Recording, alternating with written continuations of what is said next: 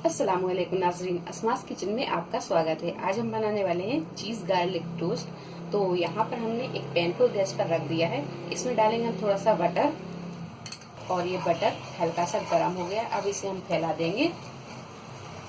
Butter को हल्का सा गर्म करने के बाद में अब डाल देंगे हम इसमें ये बहुत बारीक कटा हुआ गार्लिक। हल्का सा हम इसे फ्राई करेंगे। तो गार्लिक को हमने अच्छी तरह फ्राई कर लिया है और इसे हम इस तरह आधा आधा कर देंगे ताकि हम 2 ब्रेड की स्लाइस डालें तो इस पर ये अच्छी तरह लग जाए।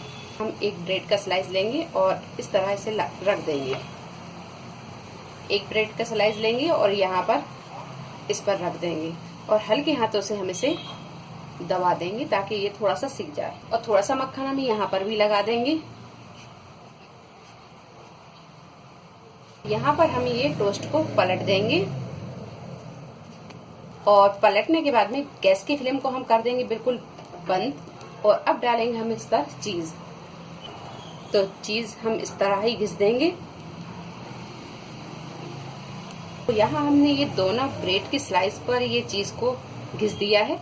अब इसे हम चारों तरफ अच्छी तरह फैला देंगे। चीज घिसने के बाद में थोड़ी सी डालेंगे हम इस पर ये कुटी हुई लाल मिर्च, थोड़ी सी काली मिर्च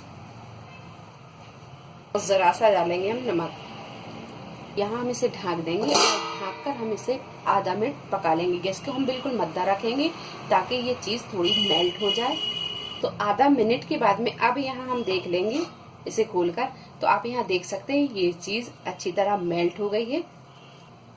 और जब ये चीज अच्छी तरह मेल्ट हो जाए तो अब यहाँ हम इसे दूसरी तरफ भी देख लेते हैं। तो दूसरी तरफ भी ये ब्रेड अच्छी तरह सिक चुका है। ये देखिए क्रिस्पीपन आ गया है।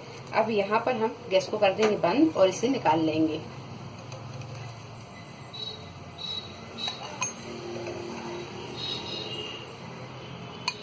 चीज गार्लिक टोस्ट बनकर तैयार है। उम्मीद है आपको हमारी ये रेसिपी पसंद आई होगी। रेसिपी पसंद आई तो इसे लाइक करें, शेयर करें और मेरे चैनल को सब्सक्राइब करें।